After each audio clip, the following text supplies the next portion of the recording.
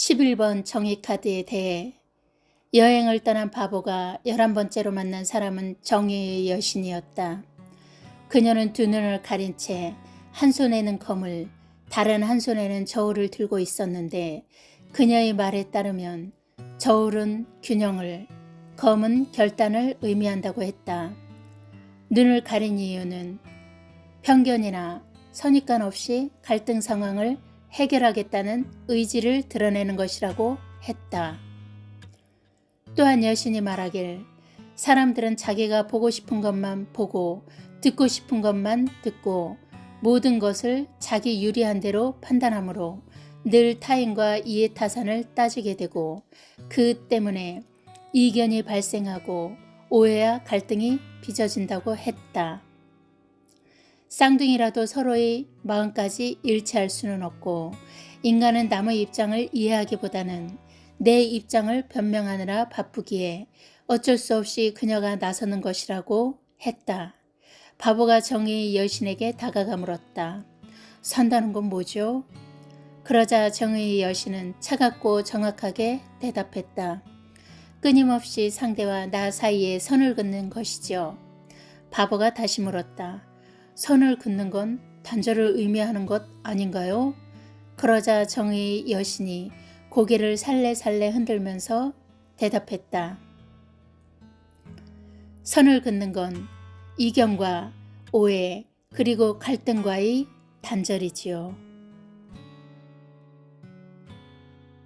거울카드로서의 정의카드. 거울카드 11번은 정의다. 11은 1 플러스 1이며 한 자리 자연수로는 2가 된다. 라이더 웨이트 덱의 정의 카드에서는 이와 관련된 회화적 상징이나 의미를 여러 곳에서 찾아볼 수 있다. 우선 2번 여사제와 5번 5를 뒤집으면 2가 되는데 교황에는 2개의 기둥이 나오고 11번 정의에도 2개의 기둥이 등장한다. 또한 재판정은 승패가 갈리는 판단이 이루어지는 곳인데 이 역시 2번 여사제 카드의 두 흑백 기둥을 연상하게 한다. 2번 여사제가 구별의 의미로 어떤 사물의 이면을 나타내거나 상대와 차별적인 것을 강조하려 한다면 11번 정의는 다름을 나타내거나 강조하기보다는 그 다름이 서로에게 어떤 영향을 미칠 때 저울이라는 도구를 통해 그 영향의 합리성을 평가한다고 볼 수 있다. 다시 말해서 불합리한 점에 대해 날카로운 검으로 정확하게 선을 긋겠다는 것으로 오해와 갈등의 당사자들이 해결하지 못하는 문제를 제3자인 정의의 여신이 나서 해결하겠다는 것이다. 이 정의의 여신은 법의 집행자인 사법기관을 의미한다고 볼 수 있다. 그런데 과연 정의란 무엇일까? 20세기 영미 철학계에서 사회철학과 윤리학을 되살린 거장으로 평가받는 존 롤즈. 존 롤즈는 자신의 저서 정의론에서 정의를 다음과 같이 묘사하고 있다. 사람들은 행복을 추구하기 마련이며 누구나 그 행복을 추구하는 방법으로 자신이 좋아하는 것들을 추구한다. 이 과정에서 자의반 타의반으로 타인에게 피해를 주는 일이 생기기 때문에 이 피해를 막기 위해 처음부터 자신이 좋아하는 것을 선택하기 이전에 타인들이 옳다고 믿는 것들 중에서 좋은 것을 선택하는 것이 합리적이다라는 것이다. 따라서 모든 것 중에서 이 옳은 것을 한정하는 것이 법률이며 이 법률을 사용하여 옳고 그름을 판단하여 우리 사회를 건강하게 유지하는 것이 바로 정의라는 것이다. 여기서 잠깐 생각해보자. 그럼 정의는 악당이나 악한 사람을 단죄하기 위해서 존재하는 것일까? 그렇다면 우리 중에 악당은 정해져 있는 걸까? 우리가 흔히 말하는 나쁜 사람은 뼛속부터 머리털까지 완전히 나쁜 걸까? 롤즈가 말하듯 좋음과 옳음이 있다고 할 때 좋은 것 중에 옳은 것을 고르는 것과 옳은 것 중에 좋은 것을 고르는 것은 어떤 차이가 있을까?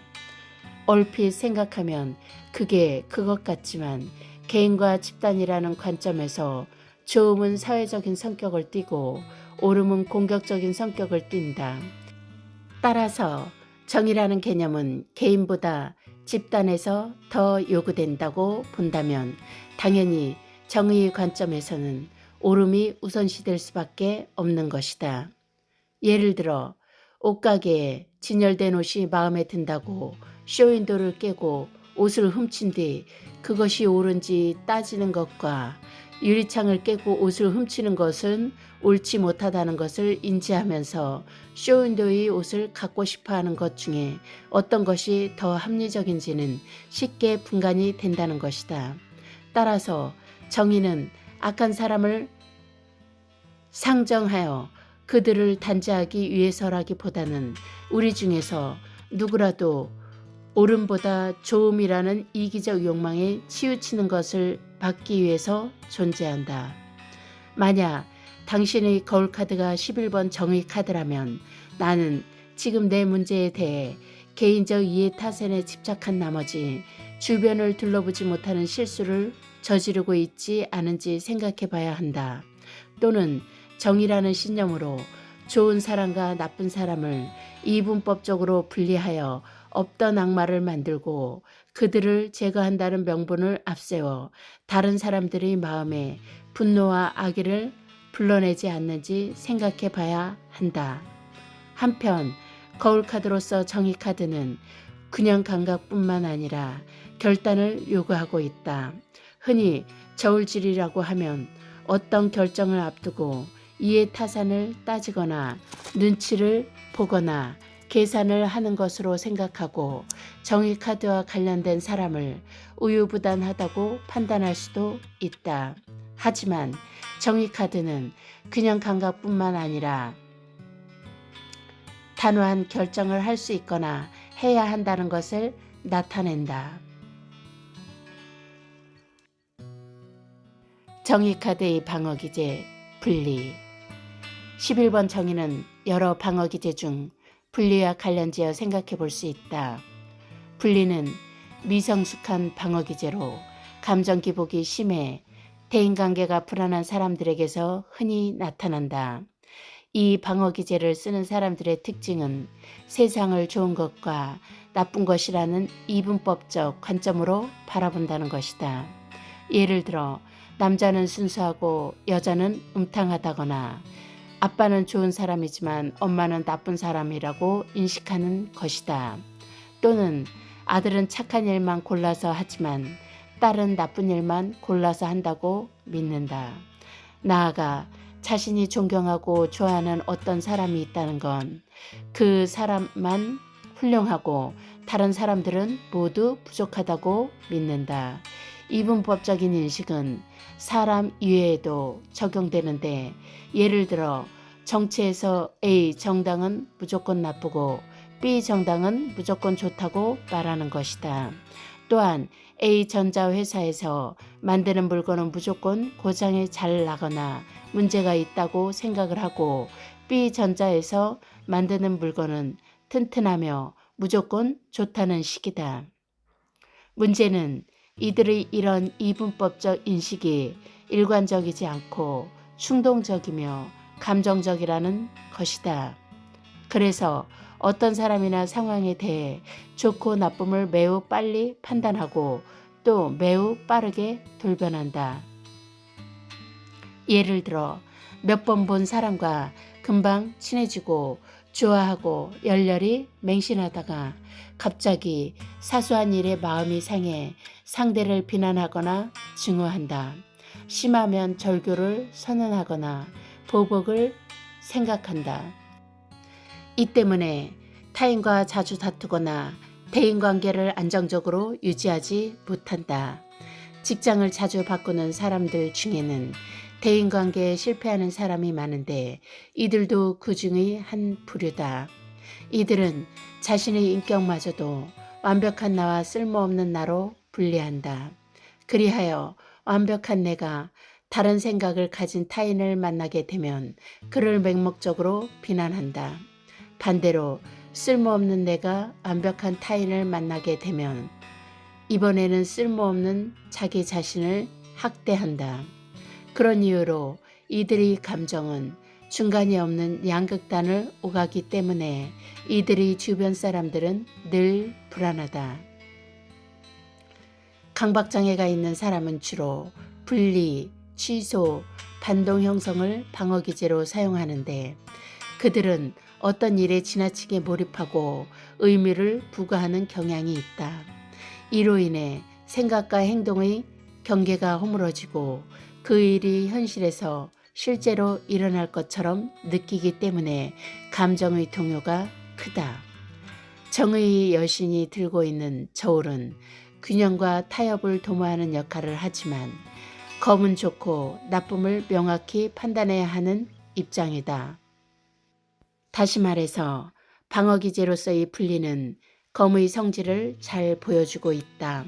특히 강박장애가 있는 사람이 분리라는 방어기제와 관련이 깊은데 정의카드에서는 위법행위가 죄와 벌로 곧장 이어진다는 사실을 지나치게 의식한 결과라고 볼 수도 있다. 만약 정의가 거울카드로 나왔다면 나는 어떤 문제에 지나치게 집착한 나머지 극단적인 결과를 예상하고 그것을 근거로 타인을 비난하거나 매도하지는 않는지 생각해 봐야 한다. 또한 나는 상대와 대화할 때 주목받고 싶은 나머지 극단적인 캐릭터, 즉 진짜 좋은 사람과 진짜 나쁜 사람 혹은 진짜 돈 많은 애인과 진짜 돈 없는 애인을 이분법적으로 분리하지는 않는지 생각해 봐야 한다. 또한 거울카드로서 정의카드가 나오면 법적 소송, 즉 권리다툼이나 벌금이나 이혼 등이나 관제수에 대비하거나 조심해야 한다. 두 번째 합리화. 또한 정의카드는 신경직적 방어기제인 합리화와 관련지어 생각해 볼 수도 있다. 합리화란 불합리한 행동이나 상황, 사건을 합리적인 것처럼 정당화하는 것이다. 이솝우화에 나오는 여우가 끝내 포도를 따먹는 데 실패하자 저 포도는 맛이 실 거야 라고 말한 것처럼 말이다. 재판정에서는 누구나 자신이 억울하다고 말할 수밖에 없다. 재판까지 하게 된 것은 억울하다는 생각 때문인데 그 바탕에는 자기만의 이해타산이 깔려있기 때문이다. 정의카드의 점성학 천칭자리. 점성학적 관점에서 정의카드는 천칭자리에 대응된다. 그리스 신화에 따르면 정의의 여신은 보통 제우스와 율법의 여신 테미스 사이에서 태어난 아스트라이아는 디케와 동일시되는데 아스트라이아로 알려져 있다. 황금시대라 불리는 태초에는 신과 인간이 지상에서 함께 살았지만 인간이 점점 악에 물들자 신들은 하늘로 올라가 버렸다. 마지막까지 인간에 대한 애틋한 애정을 가졌던 아스트라이아 역시 인간들이 전쟁을 일삼자 실망한 나머지 하늘로 올라가 버렸다. 그녀의 천칭이 별자리가 된 건 정의와 공평을 위해 봉사한 그녀의 공적 때문이라고 한다. 오늘날 정의를 의미하는 저스티스는 로마 신화에서 정의의 여신인 유스티치아에서 비롯되었다. 그리스에서는 디케를 어원으로 하여 법과 정의라고 표현한다. 천칭자리는 12별자리 중에서 7번째 순서로 기간은 9월 23일에서 10월 22일 무렵이다. 천칭자리의 천문기호는 천칭, 즉 수평저울을 형상화한 것이다. 수평저울은 공평, 공정, 조화를 상징하지만 저울이 균형을 잃으면 일탈과 무책임, 그리고 낭비를 의미한다. 특히 천칭자리 지배성은 금성인데 금성은 아름다움과 사랑스러움, 예술과 풍요를 상징한다. 그리고 점성학에서 천칭자리는 결혼을 주관하는데 그런 이유로 정의 카드는 애정과 재물에 관련되며 세부적으로 애정은 이혼, 재물은 권리 다툼과 관련하여 해석한다. 거울 카드로 천칭자리가 나왔다면 나는 타인에게 의무나 공평함을 강조하다가 오히려 그들을 그것으로부터 더 멀어지게 만들지는 않는지, 아름다움이나 물질에 심취한 나머지 균형 감각을 잃지는 않았는지 생각해 봐야 한다. 정의카드 상담 활용. 32세 남자. 친구가 너무 미워요. 친구 때문에 제 인생이 꼬였어요. 2년 전 친구에게 1,000만 원을 빌려줬어요. 그 친구는 중학교 때 단짝이었는데 시골 같은 동네에 살다 서울로 전학을 갔어요. 저는 지방에서 다니던 대학을 자퇴하고 서울에서 컴퓨터 조립 일을 하고 있었는데 우연히 인터넷 쇼핑몰을 하는 그 친구를 운명처럼 다시 만났어요. 그러니까 2년 전에 그 친구를 만나 최근까지 정말 친하게 지냈어요. 꼭 중학교 시절로 돌아간 것처럼요. 그런데 친구에게 돈을 빌려주고 난 뒤 우리는 서로 적이 돼 버렸어요. 친구는 하는 일이 잘 되는지 술도 잘 사주고 제 걱정도 늘 해주고 제 말도 잘 들어주어서 늘 고마워했어요. 문제는 제가 대학을 다시 가려고 등록금으로 1,000만 원을 모아놓았다는 사실을 털어놓았는데 친구가 일주일 뒤에 제게 돈 부탁을 해왔어요. 한 달만 쓰고 준다면서. 그 돈을 빌려갔는데 차일피일 미루다 석 달 만에 겨우 400만 원을 갚고 아직 600만 원이 남았어요. 제가 올해 사이버 대학 봄학기 등록금을 250만 원 정도 내야 하는데 친구가 돈을 주지 않아 등록을 못했어요. 너무 화가 나서 엊그제 문자로 막말을 좀 했어요. 친구가 아침에 미안하다, 되도록 빨리 갚을게 라고 하길래 이왕 이렇게 된 거 그래 이해해 주자고 격려의 답장을 보냈어요.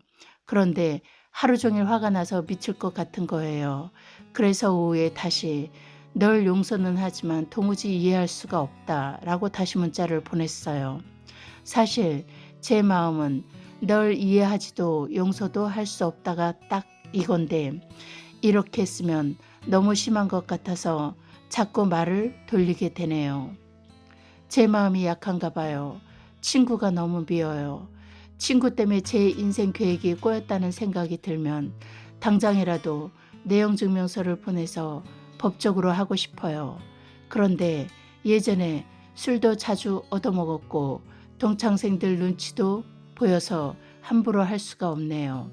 그 친구만 생각하면 화가 나서 미칠 것 같아요.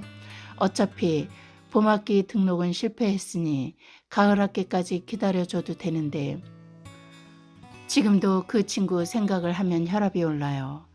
왜 참아지지가 않을까요? 요즘은 제게 술을 사준 게 혹시 처음부터 돈을 위해 접근한 게 아닐까 하는 의심까지 들어요. 리더의 답변. 일단 빌려준 돈을 돌려받는 것이 궁극적 목적임을 잊지 마세요. 돈은 앉아서 빌려주고 서서 받는다는 말도 있고 돈을 빌려줄 때는 못 받는다고 생각하고 빌려주라는 말도 있지요. 둘 다 돈에 얽힌 사람의 속성을 잘 말해주고 있다고 생각됩니다. 빌려간 돈을 갚지 못하는 원인에는 크게 두 가지가 있을 겁니다.